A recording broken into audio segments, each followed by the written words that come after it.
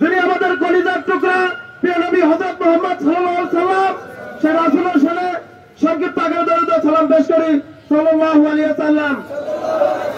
সম্মানিত ছাত্র ভাইরা, আমরা সবাই জানি ইন্ডিয়ার হিন্দু পুরোহিত রামগিরিরাজ আল্লাহ রাসূল সাল্লাল্লাহু আলাইহি সাল্লামের বিরুদ্ধে কটূক্তি করেছেন এবং বিজেপি নেতা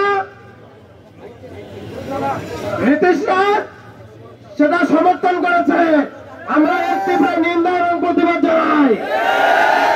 আমরা বগুড়া পলিটেকনিক ইনস্টিটিউটের পক্ষ থেকে তীব্র নিন্দা এবং প্রতিবাদ জানাই। তারা জানে না আমাদের হৃৎপিণ্ড আঘাত করেছে।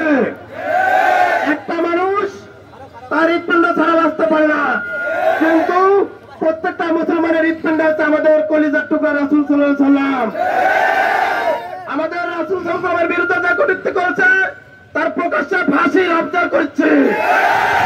তাকে প্রকাশ্যে আইনের আওতায় নিয়ে আসতে হবে, জনসম্মুখে ফাঁসি দিতে হবে। আমাদের রাসূল সাল্লাল্লাহু আলাইহি সাল্লাম হচ্ছে আমাদের মডেল, আমাদের আদর্শ।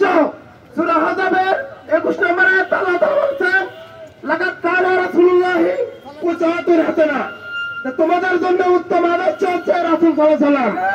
হিন্দু সম্প্রদায়ের মানুষরা আমাদের উপর, আমাদের রাসূলের উপর কটূক্তি করতেছে। তারা হয়তো জানে না 313 জন সাহাবা নিয়ে রাসূল সাল্লাল্লাহু আলাইহি ওয়াসাল্লাম বদরের যুদ্ধে গিয়েছিলেন। 313 জন সাহাবা নিয়ে বদরের যুদ্ধে লক্ষ লক্ষ বিজয়ীকে পরাজয় করে বিজয়ের মালা গলায় পরে আমরা এসেছিলাম। হিন্দু জাতিদেরকে আমি বলতে চাই, আপনারা সাবধান হয়ে যান। আমরা 313 জন সৈন্য নিয়ে যদি যুদ্ধ জয়লাভ করতে পারি, তাহলে আমরা 2 কোটি মুসলিম, 3 কোটি মুসলিমে আপনাদেরকে পরাজিত করতে আমাদের সময় লাগবে না। মুসলিম উম্মাহ আবারও সাবধান হয়ে যান। এর আগে অনেকবার আপনাদের রাসূলকে নিয়ে আপনারা কটূক্তি করেছেন, আমরা কাউকে ছাড়তে নিয়ে আপনাদেরকে দেব না। আপনারা যারা আমাদের রাসূলকে নিয়ে কটূক্তি করতেছেন, আপনারা হয়তো ভুলে গেছেন যে আমাদের রাসূল আমাদের মহান আদর্শ, আমাদের কলিজায় আগুন লেগে গেছে। এই আগুনের অবমানে আমরা নিবই। আমরা জোর দাবি জানাচ্ছি যে যে 2 জন হিন্দু সম্প্রদায়ের ব্যক্তি আমাদের রাসূলকে নিয়ে অবমাননা করেছে এবং বিজেপির যে কোরআন তিনি সমর্থন করেছে, আমরা তার প্রকাশ্যে ফাঁসি চাই। আমরা তার প্রকাশ্যে ফাঁসি চাই। কি বলেন আপনারা? মুসলমানদের অবমাননা আমরা সইব? আমাদের অবমান নয়, আমাদের রাসূলের অবমাননা করেছে। যার রাসূলের কাছে আসমান জমিন কুল কেন চাপ সৃষ্টি হয়েছে, তাকে অবমাননা করলে আমরা ছেড়ে দেব কি? আমরা কেউ ছাড়বো না।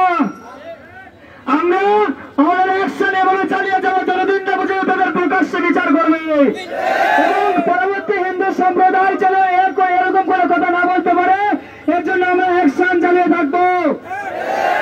আমি আমার এই সংক্ষিপ্ত বক্তব্য এখানেই শেষ করতেছি। সংগ্রামী ছাত্র জনতা, সংগ্রামী বিক্ষিপ্ত তাওহীদি ছাত্র জনতা, আমরা দেখছি এই বিজেপি সরকার রাসূল সাল্লাল্লাহু আলাইহি ওয়াসাল্লামকে নিয়ে কটূক্তি করেছে। আমরা আজ দেখতে পাচ্ছি তাওহীদি ছাত্র জনতা রাজপথে নেমেছে বিজেপি এবং হিন্দুত্ববাদীদের তথ্যে তাও তৎপর করে দেওয়ার জন্য। আমরা সুস্পষ্ট করে জানিয়ে দিতে চাই, ছাত্র সমাজ আজ রাজপথে নেমেছে। রাসূলের অপমান ছাত্র সমাজ সইবে না। রব্বুল আলামিন বলেন, মা কানা মুহাম্মাদুন আবা আহাদিন মিন রিজালিকুম ওয়ালাকিন রাসূলুল্লাহি খাতামান নাবিয়্যিন।